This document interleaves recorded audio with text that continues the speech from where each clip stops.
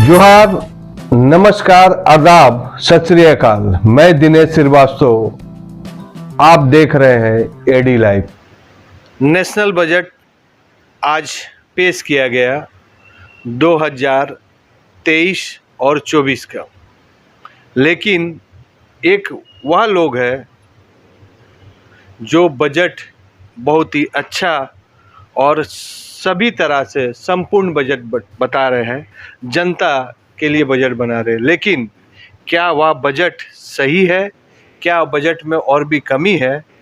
और इसी में चर्चा करते हैं मनोज यादव जी से। सिर्फ राजनीतिक नहीं है, इनके पास अर्थ का भी नॉलेज है और उसी नॉलेज को शेयर करते हैं कि जो भारत सरकार ने संसद भवन में आज जो बजट पेश किया, क्या वह आम बजट है, क्या आम लोगों को देख के बनाया गया है?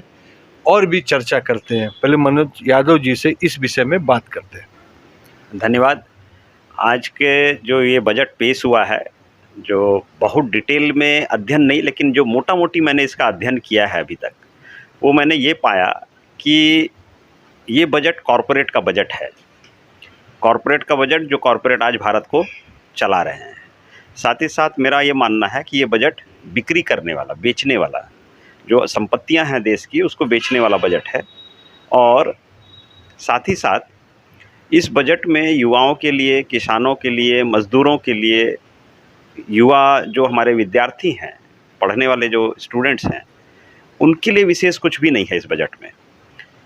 उसका रीज़न अगर आप देखें कि ये बात क्यों है, क्योंकि एक तरफ वो हाईलाइट जो इस बजट का अगर आप देखेंगे, अगर आप सोशल मीडिया पर जाएं, न्यूज़ चैनल्स पर जाएं, तो एक बात रखी जा रही है कि इंफ्रास्ट्रक्चर में बहुत पैसा खर्चा किया जा रहा है। साथ ही साथ ये भी कहा जा रहा है कि भाई इनकम टैक्स स्लैब को 5 लाख से 7 लाख कर दिया गया। लेकिन इसमें एक बड़ा इंटरेस्टिंग पहलू ये है समझने की बात कि 2014 के बाद पहली दफ़े 2023 में, यानी अगर आप गिने तो ये 9 साल के बाद पहली दफ़े इनकम टैक्स स्लैब को बढ़ाया गया है, जहाँ की कहा जा रहा है कि मध्यम वर्गीय परिवार को इसका फ़ायदा मिलेगा। लेकिन मेरा कहना है कि ये गलत एजम्पशन है, ये गलत तरह से दिग्भ्रमित करने वाली बात है। और ये जहाँ तक कि वर्तमान सरकार को अगर आप देखें भारतीय जनता पार्टी की, तो ये इसी तरह का कार्य करते हैं कि कुछ ऐसे शब्द लाएंगे, नए नए शब्द लाएंगे कि जिसका अर्थ, जैसे डॉक्टर के दवा का प्रिस्क्रिप्शन का, दवा का नाम हम और आप कभी समझ नहीं पाते, उसी तरह की बात है ये, कि वैसा ही दवा ये भारतीयों को देना चाह रहे हैं। जिस तरह से दवा डॉक्टर लिखता है, जो किसी को समझ में नहीं आता है, वो सिर्फ कंपाउंडर और डॉक्टर समझता है, उसी तरह की दवा ये भारतीयों को देना चाह रहे हैं, जिसकी समझ आपको और हमको नहीं होगी। इसका एक मैं उदाहरण आपको बताता हूँ। आप देखिए 2014 में जो पेट्रोल की प्राइस थी वो 70 रुपया थी। आज क्या है पूरे भारतीय जानते हैं। 2014 में जो सरसों तेल की प्राइस थी वो 90 रुपया थी। आज क्या है पूरे भारतीयों को पता है। 2014 में गोल्ड 26,000 रुपया 10 ग्राम 24 कैरेट का था। आज गोल्ड 56,000 रुपया है। 2014 में एमएसपी जो था, अगर आप मोटे तौर पर लें, गेहूं का हम ले लें, धान का ले लें, तो करीबन 1400 रुपया के आसपास एमएसपी थी जो किसानों को मिलता था। एमएसपी की तो बात ही इन्होंने ख़त्म कर दी। किसान के आंदोलन से कुछ थमा है, रुका है, और वर्तमान में ये पकड़िए 1800 से 2000 के आसपास। तो इन सभी चीज़ों पर जब आप गौर करेंगे तो आप पाएंगे कि 2014 के बाद आपने 5 से 7 लाख रुपया 9 साल के बाद किया है। लेकिन 2014 में जो दाम था, आज जो बाकी चीज़ों का दाम है, वो किस स्तर पर पहुंचा है, इस चीज़ को अगर आप गौर करेंगे तो आपको लगेगा कि ये सिर्फ और सिर्फ बेवकूफ़ बनाने के लिए 5 और 7 लाख रुपया की बात कही जा रही है। उसमें भी एक बड़ा महत्वपूर्ण चीज़ है। महत्वपूर्ण ये है कि अगर 7 लाख रुपये तक आपकी आमदनी होगी, तब तो आपको कह रहे हैं कि टैक्स नहीं लगेगा। लेकिन जैसे ही आपकी आमदनी 7 लाख 1 रुपया हो जाएगी, तो आपको 3 लाख रुपये पर टैक्स लग जाएगा। 3 लाख रुपये तक ही छूट है। पहले ये छूट 2.5 लाख रुपया पर थी, यानी एक्चुअली आपने 50,000 रुपया का ही बढ़ाया है। अब 2.5 लाख को आपने 3 लाख कर दिया है, और 3 लाख रुपया पे से ऊपर के ऊपर आपको 5%, उसके बाद 10%, और 6 लाख से 9 लाख रुपये तक 15% का टैक्स आपको लग जाएगा। यानी आप जो प्राइस एस्केलेशन को अगर देखें, तो ये सरसों तेल की खाली हम बात कर लें तो हमको लगता है एडिबल ऑयल में 350% का ग्रोथ हुआ है 2014 से लेकर 2023 में। जहां 350% का ग्रोथ हुआ है प्राइस राइस में, वहां पर आप 5 से 7 लाख रुपया का लुभावना ये बताकर कह रहे हैं कि हमने बहुत बड़ा मध्यम वर्गीय को रिलीफ दिया है। तो ये कहीं न कहीं बेवकूफ़ बनाने वाला बजट है। और उससे भी बड़ी बात क्या है कि मुझे लगता है कि जिस दिन आज बजट पेश हुआ और रुपया डॉलर के मुकाबले विश्व के बाज़ार में न्यूनतम स्तर पर आ गया, आज 82 रुपये पर चले गया रुपया। तो अगर रुपया गिरता है, बजट पेश हुआ, आज रुपया अपने न्यूनतम स्तर पर चले गया, 82 रुपया एक डॉलर के मुकाबले हो गया, तो ये आप समझ लीजिए कि इससे विदेशी व्यापारियों को फ़ायदा होने वाला है, हमारे देश को इससे कोई फ़ायदा नहीं होगा। तीसरी बात, एक और बहुत महत्वपूर्ण चीज़ ये है कि अभी तक का जितना भी बजट इस देश में पेश हुआ है, उसमें सबसे बड़े घाटे का ये बजट है। आपकी आमदनी है 24 लाख करोड़ और आपने तकरीबन 45 लाख करोड़ रुपए खर्चे का बजट बना दिया है। तो इतना बड़ा डिफिसिट का बजट शायद ही आज तक कभी भारत में पेश किया होगा। अभी इसमें जो आप लोन और जो आप बोरो करेंगे वो अलग बात है। तो इन सभी चीज़ों को कुल मिलाकर अगर देखा जाए तो मैंने जो कहा कि ये कॉरपोरेट का बजट है, इस बजट में देश को, ये देश की संपत्तियों को बेचने वाला बजट है। और जो देश की 120 करोड़ जनता है उसके लिए इस बजट में कहीं कुछ होता हुआ मुझे नज़र नहीं आता। आज का क्या क्या प्लान है काम का? कुछ खास नहीं, वही बच्चों के लिए कॉपी कलम लाना है और घर के लिए राशन भी लाना है। अच्छा जी, सब काम याद है। और बिजली का बिल जमा करने का भूल जा रहे हैं। अरे हाँ, आज बिजली का बिल भी जमा करना है। बकाया बिल के कारण कल गोलू के घर का कनेक्शन कट गया। उसके घर वाले बहुत परेशान हैं। हाँ बाबा, आज बिजली बिल जरूर जमा कर दूंगा। हाँ, आज सब काम के साथ बिजली बिल भी जमा कर। नहीं, देखिए, वर्तमान में 9 राज्यों में चुनाव है और ये 9 राज्यों में जो चुनाव है इसका असर भारतीय जनता पार्टी पर है। और 9 राज्य इंफ्रास्ट्रक्चर किसी एक राज्य को नहीं, पूरे इंफ्रास्ट्रक्चर पूरे भारत के इंफ्रास्ट्रक्चर को दिया गया है। ठीक है, इंफ्रास्ट्रक्चर सेक्टर में जब आप कहते हैं तो एक बड़ा महत्वपूर्ण चीज़ क्या है कि आप, एक तो घाटे का बजट है आपका, तो सबसे महत्वपूर्ण बात ये होती है कि आप कर्जा लेंगे। बिना कर्जा लिए 45 लाख करोड़ का बजट तो आपका होगा। जब आपके पास पैसा ही 24 लाख करोड़ है, आपने 45 लाख करोड़ बजट की घोषणा कर दी और उसमें आप बता रहे हैं कि हमने इंफ्रास्ट्रक्चर पे इतना लगा देंगे, युवाओं को हम ये देंगे, एमएसएमई में हमें देंगे, तो ये इसका मतलब आप कर्ज लेंगे और प्रत्येक भारतीय और कर्ज पर दबेगा। इंफ्रास्ट्रक्चर और बाकी जितने भी सेक्टर में आप खर्च की बात कर रहे हैं, बजट का मूल मतलब क्या है? बजट का मूल मतलब ये होता है कि आपको आपकी आमदनी के अनुसार खर्च का जो ब्यौरा आप बनाते हैं, एक घर में भी बनता है, वही ब्यौरा एक विस्तृत तौर पर आप देश के लिए बना रहे हैं। जब एक विस्तृत तौर पर आप देश के लिए जब ये ब्यौरा बना रहे हैं और उसमें अगर इतना बड़ा अंतर हो, 24 लाख करोड़ और 45 लाख करोड़ के बीच का अंतर हो, यानी आप सोचिए कि आप पूरे कर्ज के ऊपर टिके हैं। जब आप कर्ज के साथ जब जाएंगे तो इतना बड़ा डिफिसिट का बजट, और आप जितनी भी बातें कह रहे हैं, जैसे मैं छोटे से उदाहरण से बताऊं कि पिछले साल का बजट को अगर आप देखें तो पिछले साल के बजट में इन्होंने जितने भी घोषणाएं की थी, इन्होंने आपको बुलेट ट्रेन की भी बात की थी बजट में, इन्होंने पिछले साल के बजट में आप देखिए कि स्मार्ट सिटी की बात की थी, ठीक है ना। आज उसकी क्या परिस्थिति है? कितने सिटी को आपने स्मार्ट होते हुए देखा है? आप जिस सिटी में रह रहे हैं, जमशेदपुर जैसे जगह में, जहाँ की टाटा कंपनी इसका मेंटेनेंस करती है, वहाँ आपको क्या लगता है ये स्मार्ट सिटी हो गया क्या? तो आप जो भी इस पिछले बजट के जो घोषणाएं थे, उन घोषणाओं को पहले आपने क्या किया, उस पर आपने चर्चा की क्या? आप पहले उसी को बता देते कि पिछले साल की घोषणाएं हमने 100% पूरा कर दिया। सबसे ज़्यादा अगर एक आम नागरिक, गरीब नागरिक के पास पैसा पहुंचाने का एक जरिया था तो वो मनरेगा था। मनरेगा को जोड़ा गया है, वृक्षारोपण से जोड़ा गया है। सर, मनरेगा में बजट का आपने कट कर दिया है। आपने मनरेगा में 28,000 करोड़ रुपये घटा दिए पिछले साल के बजट।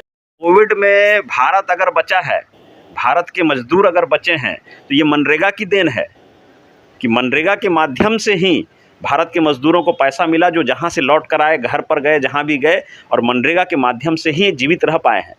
और आज आपने मनरेगा में कटौती कर दी, यानी जो एकदम निचले स्तर पर जो गरीब हैं उनके हाथ में पैसा नहीं पहुंचेगा। और अगर उनके हाथ में पैसा नहीं पहुंचेगा, जब उनके खरीदने की शक्ति, क्रय शक्ति अगर नहीं होगी आपके हाथ में, क्योंकि आपको मैंने ये भी बताया कि 2014 में मूल्य क्या थे, 2023 में मूल्य क्या हैं, महंगाई का स्तर क्या है। ऐसे में अगर किसी व्यक्ति की परचेजिंग कैपेसिटी ऐसी ही घटी है और उसके बाद और आप अगर उनके हाथ में पैसा नहीं देंगे, यानी 130 करोड़ भारतीयों के हाथ में अगर पैसा नहीं आएगा, तो आपकी इकोनॉमी का ग्रोथ कभी भी नहीं हो सकता है। आप कितने भी कर्जा लेकर, कितना भी लंबा बजट बनाकर उसमें दे दें, लेकिन इकोनॉमी का ग्रोथ नहीं हो सकता अनलेस अनटिल आप 120 करोड़ को ध्यान में रखकर बजट बनाएं।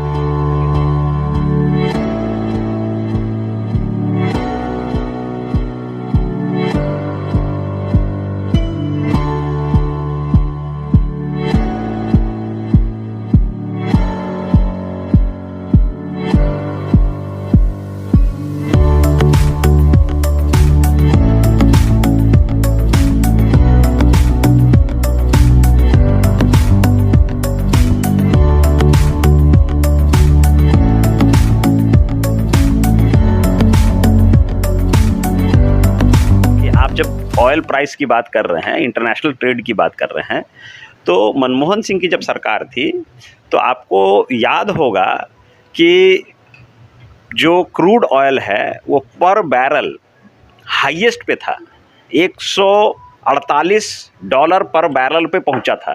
उसके बावजूद भी पेट्रोल 70 रुपये पे था, जो हाईएस्ट प्राइसिंग गई थी। इस पिछले 9 वर्षों के दौरान ऐसा भी हुआ है कि क्रूड ऑयल $36 पर बैरल की स्थिति पर आया, लेकिन पेट्रोल 100 रुपये पार कर गया। तो आप आम आदमियों को फ़ायदा दे कहाँ रहे हैं? आप एक तरफ जब अपना गला फंसते देखते हैं तो आप इंटरनेशनल प्राइसिंग की बात करने लगते हैं, इंटरनेशनल बाज़ार की बात करने लगते हैं, लेकिन दूसरी तरफ आप देखिएगा कि पूरे साल भर के न्यूज़पेपर को अगर आप देखेंगे तो हर बार वो दिखाते हैं कि हाईएस्ट जीएसटी कलेक्शन हुआ, जीएसटी कलेक्शन हमने इतना कर दिया, जीएसटी कलेक्शन इतना बढ़ गया। ठीक है, आपने हर चीज़ों को जीएसटी से जोड़ दिया, जीएसटी में आपने कर बढ़ा दिए, 8% की चीज़ 12%, 12% की चीज़ 18% आपने कर दिया। तो जीएसटी, हर चीज़ को जब आप जीएसटी के अंदर ले आए, जो चीज़ नहीं थी उसको भी जीएसटी में शामिल कर लिया, और जीएसटी का आपने जो कर था उसको बढ़ा दिया, तो जीएसटी का कलेक्शन तो आपका बढ़ा, लेकिन उसके बावजूद भी इतना बड़ा घाटे का बजट क्यों है आपका? तो ये आपका, आप जहां फंसते हैं वहां पर आप कहते हैं कि शेयर का इंडेक्स बढ़ गया, लेकिन अगर शेयर बढ़ा है तो निफ्टी आज गिर गया आपका। तो जिस दिन बजट पेश हो रहा है उस दिन आपका रुपया गिर जा रहा है, जिस दिन बजट पेश हो रहा है उस दिन निफ्टी गिर जा रही है। तो ये किस बात का घोतक है? तो ये एक संकेत है कि इस बजट से पूरा बाजार या पूरे देशवासी बहुत उत्साहित नहीं है। हम लोग इंडस्ट्रियल एरिया में रहते हैं, टाटा स्टील, टाटा मोटर, आपके आदित्यपुर इंडस्ट्रियल एरिया, आप जैसे बिजनेसमैन है जो रियल एस्टेट में, तो क्या यह बजट इस झारखंड जोन के लिए क्या फ़ायदेमंद है कि नहीं? मैं एक सीधा सा ये कहता हूँ कि जैसे मैंने कहा कि आज आप किसी भी इंडस्ट्री में चले जाइए, सबसे पहली बात है कि आप किसी भी जो जीएसटी के यहाँ कमिश्नर हैं, आप उनसे इस चीज़ का प्रश्न करिए कि एमएसएमई में आज के दिन भारत की स्थिति क्या है, और अगर भारत को इसके पहले कभी भी किसी बिजनेस ने अगर सपोर्ट किया है तो एमएसएमई ने ही सपोर्ट किया 45% है जी। लेकिन आज की स्थिति एमएसएमई में जितने भी स्टार्टअप्स खुले गत 3 साल 4 साल के अंदर, एक भी स्टार्टअप आज रन नहीं कर रहा है, सभी का भट्टा बैठ गया है। और बैंक का जो स्थिति खराब हुई है उसका मुख्य कारण ये है। बैंकिंग लॉ में भी चेंज किया जा रहा है, ये बजट में लॉन्च हुआ है।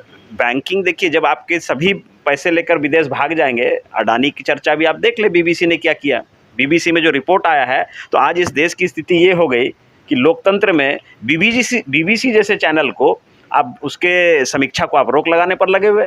तो आप एक तरफ कहते हैं कि हम बहुत ही प्रोग्रेसिव हैं, एक तरफ आप कहते हैं कि हमने आम आदमियों का बजट बनाया है, इसमें हर किसी का ख्याल रखा गया है, और दूसरी तरफ एक समीक्षा जो अडानी से संबंधित है, अगर इस पे आपको इतनी तकलीफ है तो भाई इसका मतलब है कि आप अडानी को सपोर्ट करते हैं।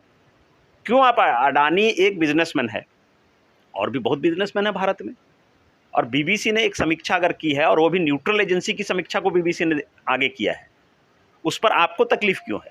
तो ये चीज़ ये दर्शाता है कि आप कहीं ना कहीं कॉरपोरेट के लिए बजट बनाने के लिए बैठे हैं, और कॉरपोरेट की सुरक्षा, उनकी रक्षा, उनका लाभ, उनका मुनाफा, उनकी बढ़ोतरी ही आपकी मुख्य उद्देश्य है। भारत की 120 करोड़ जनता आपके नज़र में कहीं नहीं है। डिफेंस में आपने बजट अगर दिया है तो उसके लिए उस पर कोई आपत्ति नहीं है, लेकिन कहना ये है कि आप जो बात कह रहे हैं बजट में, जैसे मैंने पहले भी कहा कि 2000 पिछले साल का जब आप इनका बजट देखेंगे और उस बजट में इन्होंने जितनी भी घोषणाएं की थी, कितनी घोषणाएं पूर्ण हुई? आपने जो एलोकेशन पिछले वर्ष बताया था, क्या वो एलोकेशन 100% आ गया? क्या वो कन्वर्ट कर गया?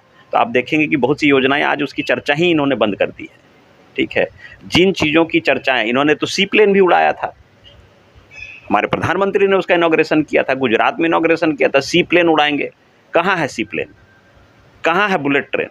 कहाँ है स्मार्ट सिटी? कहाँ है जो इन्होंने विलेज की बात की थी, गोद लिया था ना? आप बताइए, एक आदमी बताने के लिए तैयार नहीं है, एक सांसद, एक विधायक बताने के लिए तैयार नहीं है भाजपा का कि कौन सा गांव उसने गोद लिया था। आप जाकर देखिए। तो आखिर बजट से उस पर अगर प्रभाव नहीं पड़ा तो फिर किस चीज़ का बजट आप कर रहे हैं? तो पिछले बजट में आप जितनी भी बातें आपने की थी, उस बजट का आखिर रिजल्ट निकला क्या? रिजल्ट ये निकला, महंगाई निकला। अल्टीमेट रिजल्ट तो यही निकला ना कि महंगाई रिजल्ट निकला। एमएसएमई सेक्टर आपका ख़त्म हो गया, यही उसका रिजल्ट निकला। आपने जो बदलाव किए, चाहे वो आप जीएसटी को आप कहते हैं बहुत बड़ा बदलाव, जीएसटी में बदलाव करते साथ एक बड़ा ये विडंबना है इस देश की कि आप बदलाव किए और साल भर में आपने 1,500 से ज़्यादा अमेंडमेंट कर दिए उसमें। टैक्स स्लैब आज आप बदलने की बात कर रहे हैं, मध्यम वर्गीय को फ़ायदा देने की बात कर रहे हैं, लेकिन जिस हिसाब से महंगाई बढ़ी है तो 5 से 7 लाख रुपया आपने कर दिया, तो जिसकी सैलरी अगर कुछ भी बड़ी होगी तो 7 लाख से ऐसी पार है, तो उसको तो देना ही पड़ेगा टैक्स। ग्लोबल वार्मिंग और इससे संबंधित जो कंसर्न है, ये मेरा ये मानना है कि पूरे विश्व में उसमें भारत शामिल है।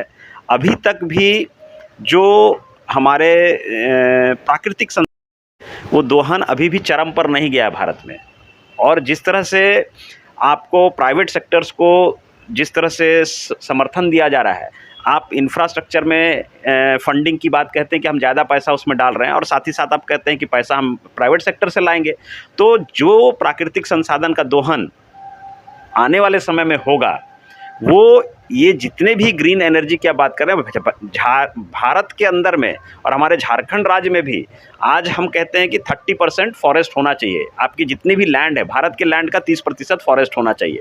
अगर ये फॉरेस्ट 30% होता है तो आपके लिए बहुत ज़्यादा कंसर्न की बात नहीं। आप वर्ल्ड में कहीं ना कहीं कंट्रीब्यूट कर रहे हैं। आज वो प्रतिशत घटा है और ये प्राकृतिक संसाधन के दोहन से हुआ है। और जब प्राइवेट सेक्टर को आप इसमें इन्वॉल्व करेंगे, 100% आपको फॉरेन इन्वेस्टमेंट को, एफडीआई को ओपन आपने कर ही दिया है।